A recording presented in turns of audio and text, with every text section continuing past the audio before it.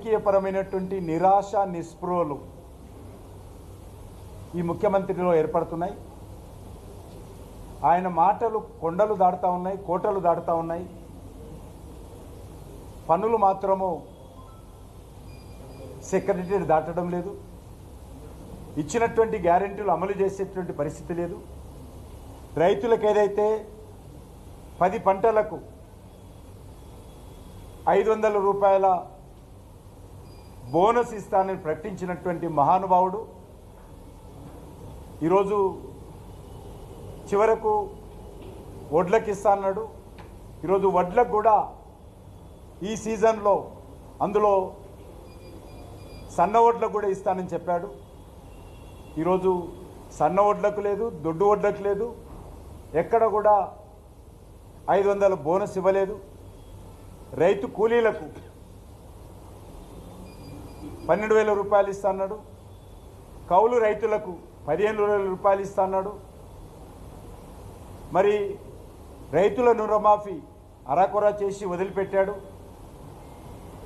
ఈరోజు ఇచ్చినటువంటి ఏ హామీలు అమలు చేయకుండా కేంద్ర ప్రభుత్వం ఇస్తున్నటువంటి కేంద్ర ప్రభుత్వ ఆధ్వర్యంలోని అనేక ఆర్థిక సంస్థలు ఇచ్చేటువంటి రుణాలతో ఈరోజు రోజువారీ కాలం గడుపుతున్నటువంటి కాంగ్రెస్ పార్టీ ప్రభుత్వము నన్ను పొలిమేరలో దాటనివ్వను, ఈ తెలంగాణ గడ్డ మీద ఎవడు పుట్టలే ఇంకా నేను ఆపేటోడు. నేనేంటో తెలంగాణ ప్రజలకు తెలుసు. నేను 12 పార్టీలు తిరిగి ఈ పార్టీలో చేరలే. పుట్టింది ఈ పార్టీలోనే, చచ్చేది ఈ పార్టీలోనే. నా గురించి ఈ రకంగా మాట్లాడడం ఏదైతున్నదో ఇది తెలంగాణ ప్రజలు ఆలోచన చేయాలి. వారు బీఆర్ఎస్ పార్టీ తిట్టుకోండి, మీ 2 పార్టీలకు అలవాటు ఉంది. ఈ రకంగా తిట్టుకునే అలవాటు, పని చేసే అలవాటు లేదు మీకు. మీ 2 పార్టీలు కూడా మాటలకు మాత్రమే పరిమితమయ్యేటువంటి పార్టీలు, చేతలు మీతో కావు. ఈరోజు తెలంగాణకు నేనేం చేశానో నాకు రేవంత్ రెడ్డి సర్టిఫికెట్ అవసరం లేదు. ఇంత ప్రచారం చేసినప్పటికీ కూడా బీఆర్ఎస్ పార్టీ, కాంగ్రెస్ పార్టీ గత పార్లమెంట్ ఎన్నికల్లో తెలంగాణ ప్రజలు 8 సీట్లు గెలిపించారు. ముందున్నది ముస్లింల పండుగ. రేవంత్ రెడ్డి గారు తొందరపడి మీరు ఈ రకంగా మరి బురద జల్లేటువంటి ప్రయత్నం ఏదైతే చేస్తున్నారో నేను మరొకసారి మనవి చేస్తా ఉన్నాను. మీరు ఎంత రెచ్చగొట్టినా నేను రెచ్చిపోయే వ్యక్తిని కాదు. సంయమనంతో మా పార్టీ పని చేస్తాను, సంయమనంతో కేంద్ర ప్రభుత్వ పనులు చేస్తాము. నరేంద్ర మోడీ గారి నాయకత్వంలో